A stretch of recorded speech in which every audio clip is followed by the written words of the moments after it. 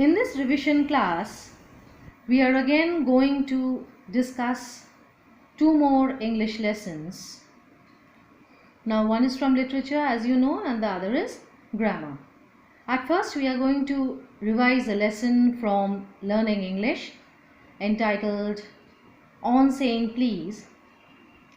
Now, a little idea about what the author means to say here. On Saying Please is a lesson on good manners or a proper way of talking to people.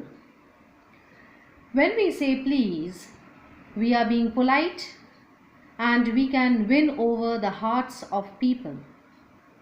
It is a quality which makes a human being different from animals. Now, as usual, we have the long answer type questions, the short answer type questions, and the objective type questions as we had in the previous revisions. You had seen that. Now, at first, we are going to begin with the long answer type questions as you had seen in the previous videos. First question. Now, I am going to discuss the answers and you may directly follow me or you can answer the questions in your own words. Question 1. Why does the author say that his uncivil behavior will be protected by law? Now, the probable answer for this would be, according to the author, uncivil or impolite behavior is not punishable by law. It does not deal with any kind of physical assault like beating or hitting somebody.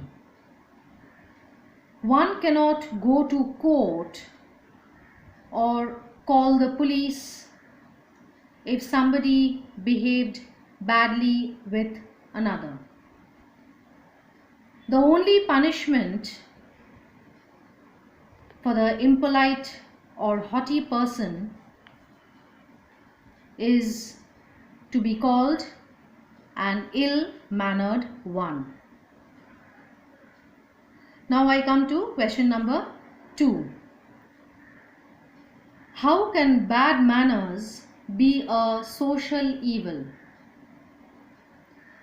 Now the probable answer for this would be, there is no law which can decide how we should talk or behave with others. It depends on an individual how he or she should carry himself or herself. Therefore, if we behave badly, it will separate us from others. People will avoid us, and our rude attitude will act like a poison in society. For this reason, the author says that bad manners is a social evil. I come to question 3. Who is truly uncivilized? Now the answer would be like this. A truly uncivilized person is one who, even in the company of polite or civil people, cannot remain good. It is said that a person's company changes another, but those rude people who never change themselves in the company of sunny or happy or civilized people can be termed as uncivilized. Here I come to question 4. How should we interact with people on a daily basis? The answer would go like this. On a daily basis, our interaction with people should be friendly, cooperative, and some sort of giving and taking help in exchange of help, and not like a superior always ready to command others and ordering them, thereby making them feel insecure and inferior. Now the last question here in this long answer type is, how does the author explain the term oiling the machine of life? Now this is a term in your book. The answer for this would go like this. The journey of life from birth to death works like a machine. In this short lifespan, it is good behavior that counts. We should make our lives tolerable for each other. A smile can win a million hearts, inspire and motivate others. So good manners is the oil that is needed to keep the machine of life working properly. We begin with the short answer type. Here also I will just discuss the answers. You may write it down directly or follow it as you wish.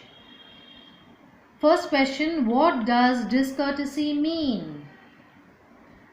The answer would be like this. Discourtesy means bad manners or impolite behavior towards others.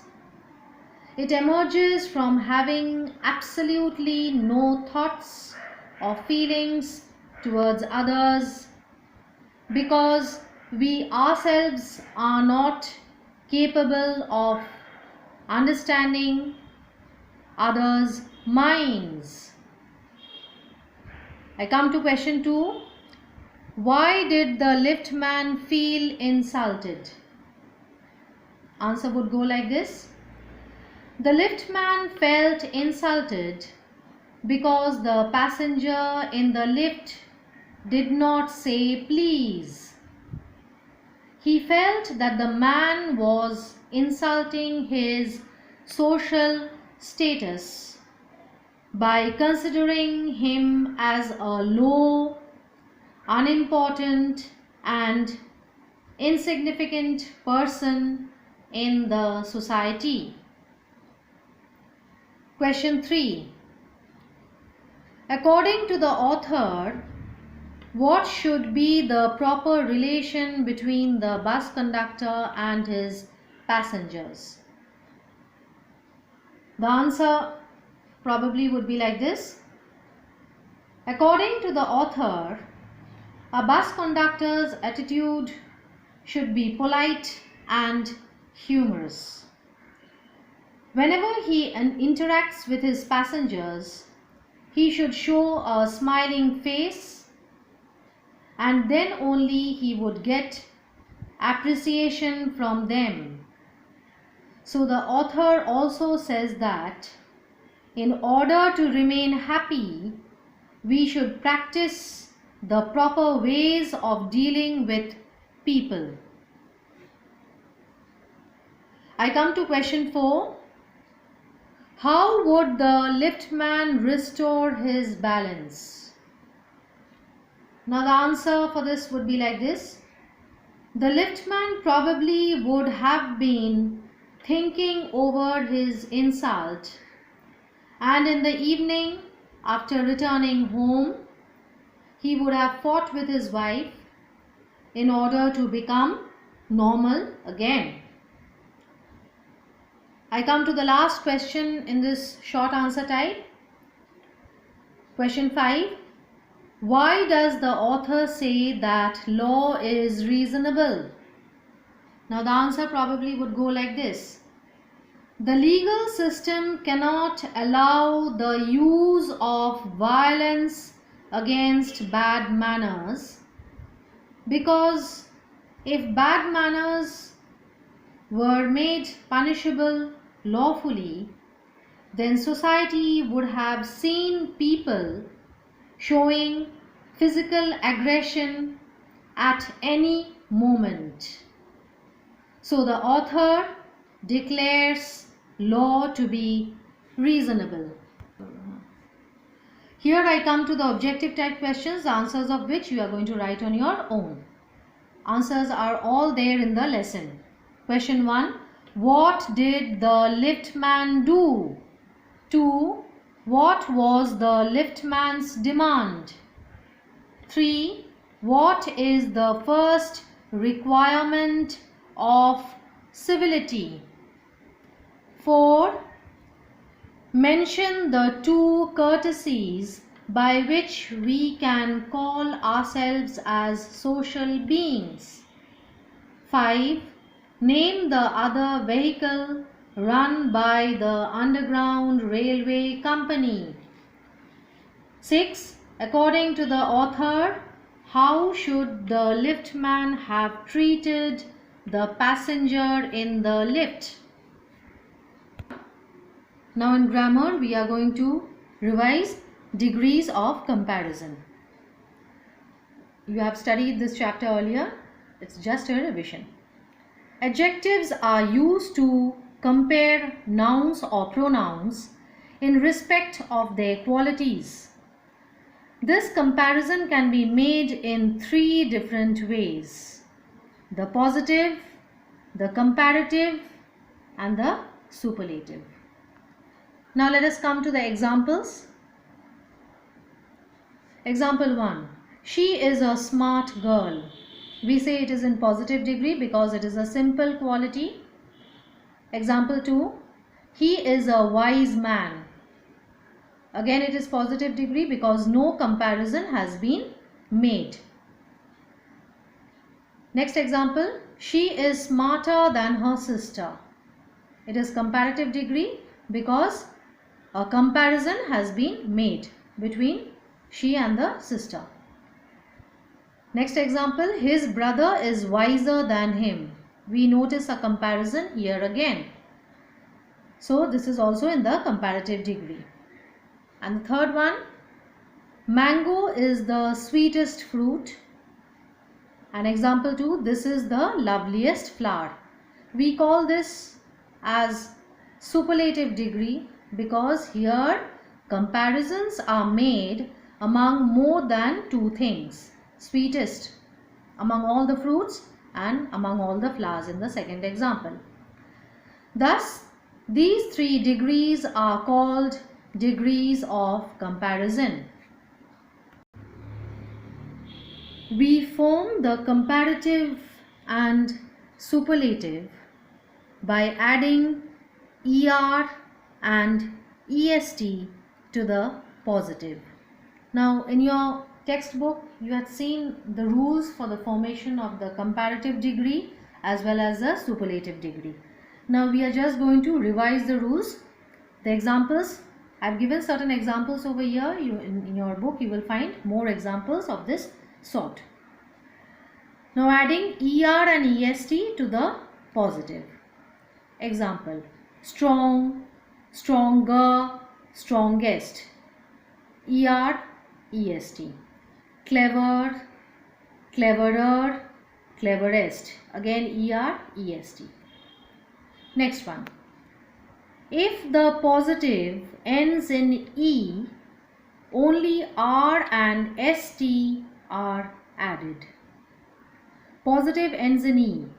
White ends in E. Large ends in E. So only R and ST are added. For comparative you add only R, and for superlative you add only ST. So white, whiter, whitest. Large, larger, largest. Now the third one. By doubling the final consonant and adding ER and EST. by doubling the final consonant. Now in the positive, you see the two words, fat and big. Now I said by doubling this final consonant. The final consonant in the first example is T, and in the second one it is G. So if I double it, it will be fatter for comparative, and for big it is going to be bigger. So F-A-T-T-E-R and B-I-G-G-E-R. And for superlative it is going to be fattest, F-A-T-T-E-S-T, and for big it is going to be biggest, B-I-G-G-E-S-T. So doubling the consonant, double T and double G. Next, by changing Y into I and adding ER and EST. See the two examples, happy and dry. H-A-P-P-Y ending with Y, and D-R-Y, Y also. In case of dry it is ending with Y. So I said adding ER for comparative and adding EST for superlative. Happy, happier, happiest. Dry, drier, driest. I've made a mistake here, it should be driest. By adding more and most. Example, active, more active, most active. Beautiful, more beautiful, most beautiful. You cannot write beautifuler and beautifulest or activer or activist. We add more and most according to the rule. Now certain irregular forms. Example, good and little. Good, you cannot write gooder or goodest. You will write good, better, best. Little, less and least. There are many such more examples in your book, much more, most, many more, most. All these you will find in the text itself. So I haven't given any details of that.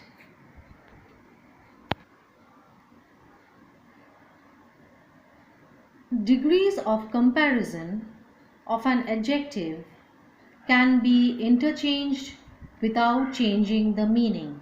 Now this is an important part of changing the degrees of comparison. Now if you have a sentence in the positive degree, you can change it to comparative or superlative. If you have it in the superlative, you can change into the other two degrees of comparison also. Okay, now let us see. There are three examples over here. Let us see the examples, you will understand better. Example 1. Meeta is the best girl in the class. It is in the superlative degree, best girl in the class. Now if we want to change into comparative without changing the meaning, we are going to write in this way. Meeta is better than any other girl in the class. Positive degree. No other girl in the class is so good as Meeta. So you see, I've changed this superlative sentence into comparative and then into positive. Next example. Delhi is one of the biggest cities in India. Again, a sentence in superlative degree. If I change into comparative, Delhi is bigger than most of the cities in India. And if I change into positive, few cities in India are as big as Delhi. Now again another sentence.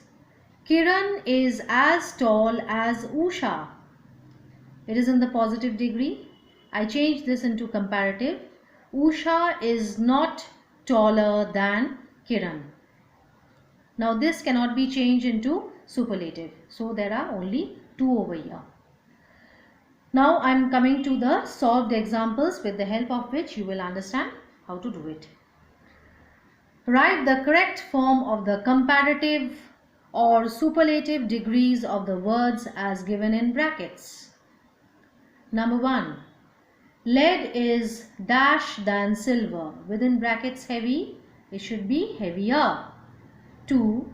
The Ganga is the dash of all the rivers. Useful, it should be most useful. The Kashmir Valley is dash place on earth. Charming, it should be most charming. 4. The dash brother is a doctor. Old, it should be elder.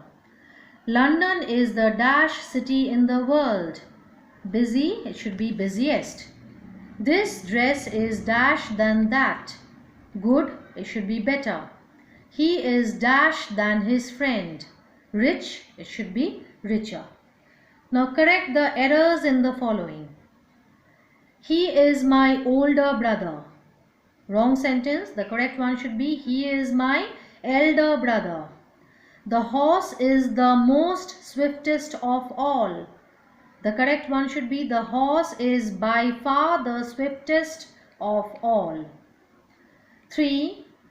A wise enemy is good than a foolish friend. Correct sentence. A wise enemy is better than a foolish friend. Sentence 4. Of all countries, China has the larger population in the world. Correct sentence. Of all countries, China has the largest population in the world. Next, he is superior than me in service. Correct sentence. He is superior to me in service. 6. I am much taller than him. Correct sentence. I am taller than him. Now here is the assignment which you have to do at home. Write down the correct degree of comparison of the words given in brackets. 1. Clouds are dash than air. Brackets you have light. 2. Experience is the dash teacher. Brackets good. Next, I like this pen dash than that. Brackets much. Next, you are dash than your brother. Brackets able. Next, he is the dash boy in the class. Within brackets lazy. Number 6. Of all Indian poets, Tagore is the dash. Brackets you have great. Number 7. This story is dash than that. Brackets interesting. And last sentence, his brother is dash than him. Within brackets intelligent.